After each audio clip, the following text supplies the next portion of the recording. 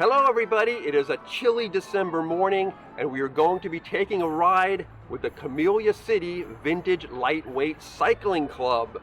It is December 17th, so it is the holiday season, so Merry Christmas to all. If you do not celebrate Christmas, tomorrow is the official first day of Hanukkah, and today, December 17th, is the first day of Saturnalia.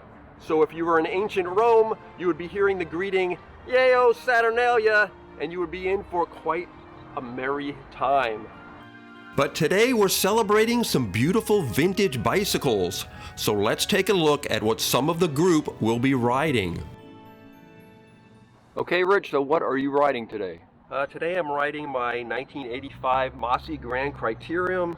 It was built by Joe Stark, and it's got Campy Super Record stuff on it, and it's a fun little bike. All right. Very cool. Okay, Joe, what are you going to be riding today? Today I will be on a 1982 Ross Super Grand Tour 15 made with Ishawata 024 tubing. It was their touring set, and it has a Shimano 600 Arabesque group with a triple. Oh, a triple, that's interesting. Yeah, the gearing on that is 54, 45, 39. I was excited when I saw a triple. But the small chainer is just a 39, so that's not too exciting. Okay. All right, Mike, tell us about the Peugeot. This is a 1971 that is completely restored. Whoever did it had the eyelets brazed in and a water bottle cage brazed in. And other than that, it's about like it would have been new. A few upgrades. The derailleur's a little newer from the Simplex plastic and compact crankset, which makes it a little easier on the hills. But other than that, it's the favorite bike that I own. Cool. And you were saying before, the bike you always wanted as a kid, you finally got it. This is the bike I always wanted as a kid. I had Peugeots from College Cyclery and Hardware on Freeport Boulevard in Sacramento, and I used to dream over this bike, and now it took me 50 years to get one. Cool. All right, thank you very much. Beautiful bike.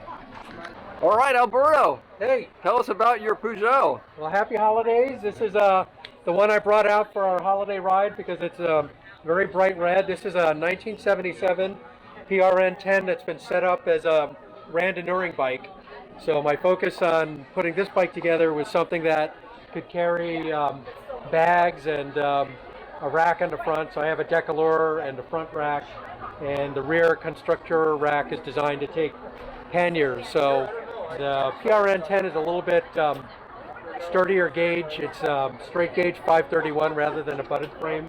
So it's a little heavier, but there's advantages to that on something like a touring bike because it's able to deal with the heavier weights. That's kind of the story of this one. This is a complete repaint. This bike started as a frame only, and I picked the parts, some consistent with the original build, but most of them were focused on just stuff to make it a randonneuring bike. Cool. So, beautiful. All right. Thank you very much. Mm-hmm. Okay, Greg, you get the award for the most festive bike here today. And tell us about what it is. It's an early 70s Motorbicane. It came with Simplex derailleurs and stuff, and I replaced them with Suntour. And I found a period rack, Fletcher from Swiss, made in Switzerland, and yeah, I put it on together. I've had it about a month. Cool. Oh, you've only had it for a month. Yeah, it had a black soot all over it, but I used to detail cars when I was in my 20s, so I took all the black soot off and then I waxed it up. And yeah, it looks original, I guess. Yeah, that is nice. And these were add-ons. All right.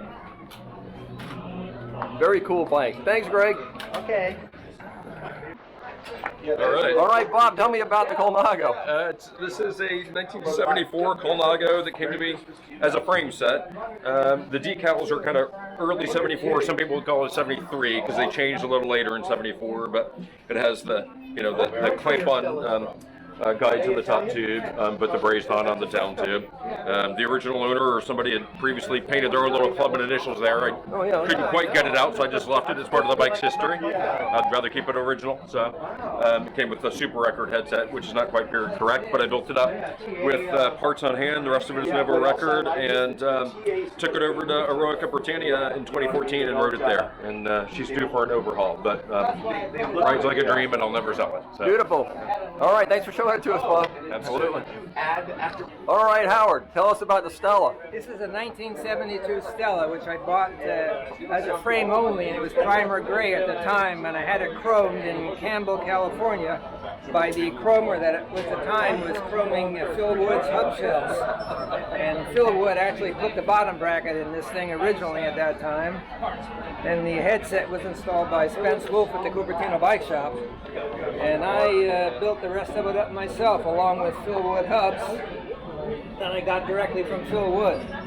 And since then it's gone through a bit of a metamorphosis. The saddle I had to replace, the old one didn't work right anymore. And the crankset I replaced that with a TA because I wanted a low range triple. And I got a long range derailleur on the rear end, which I didn't have back in those days when I was 50 years younger. It had sew-ups at that time on it as well, but those wheels are hanging at home. So you've had this for 50 years? Since 1972. Wow. However long ago that was. All right, beautiful bike. Thanks for showing us. Sure, you're very welcome. Okay, let's ride.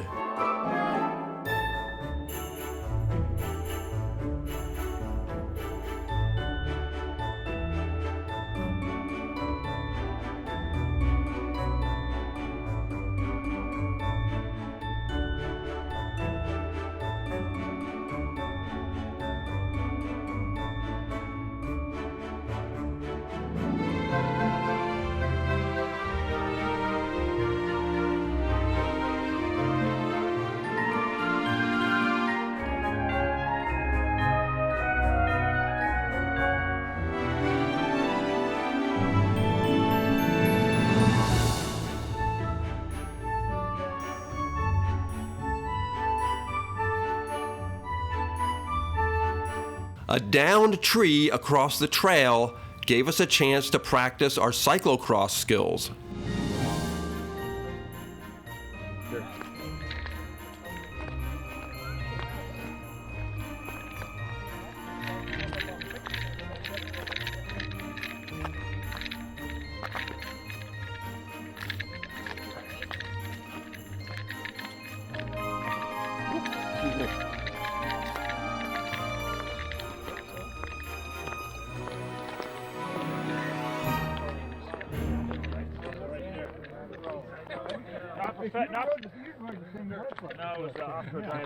Yeah, so that's how come.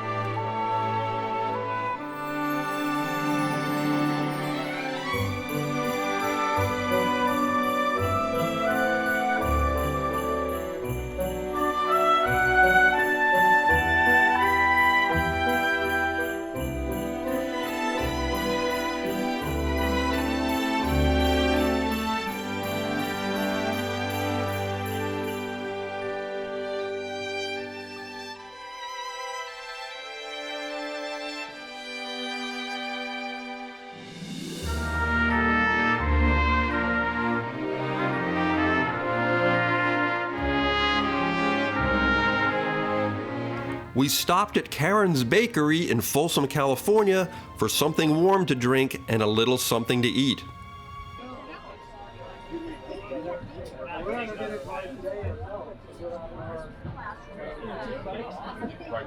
Thanks everybody for coming along with us on the ride, and if you're in the Sacramento area and you'd like to join in on the fun, check out the Camellia City Vintage Lightweight Cycling Club's Facebook page for information on upcoming rides. Happy holidays, everyone.